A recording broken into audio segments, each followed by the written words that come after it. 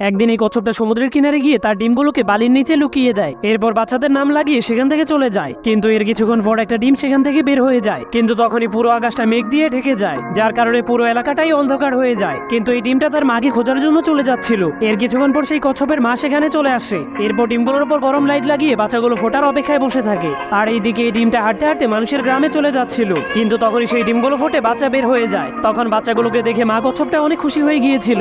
এরপর বাচ্চাগুলোকে নিয়ে সেখান থেকে চলে যাচ্ছিল। কিন্তু তখনই তার মনে পড়ে সে 4টি ডিম পেড়েছিল। তখন একটি বাচ্চাকে খুঁজে না পেয়ে সে জোরে জোরে চিল্লাতে শুরু করে দেয়। এরপর সেখানে গিয়ে বালুগুলোকে সরিয়ে বাচ্চাটাকে খুঁজতে শুরু করে দেয়। সে তার বাচ্চাটাকে খোঁজার জন্য সেখানে জেসিবি নিয়ে এসেছিল, কিন্তু তবুও সে তার 4 নাম্বার ডিমটাকে খুঁজে পায় না। আর অন্যদিকে সেই ডিমটাকে খাওয়ার জন্য কুকুর আর মুরগি আক্রমণ করে দিয়েছিল। তাদের আক্রমণ থেকে বাঁচার জন্য কচ্ছপের ডিমটা আবারও সেই জায়গায় পৌঁছে যায়। তখনই কচ্ছপ তার ডিমটাকে বাঁচানোর জন্য কুকুর আর মুরগিকে জেসিবি দিয়ে আটকে দেয়। এরপর গরম লাইটের সাহায্যে তার বাচ্চাটাকে ডিম থেকে বের করে দেয়। ভিডিওটা ভালো লাগলে একটি লাইক করতে ভুলবেন না।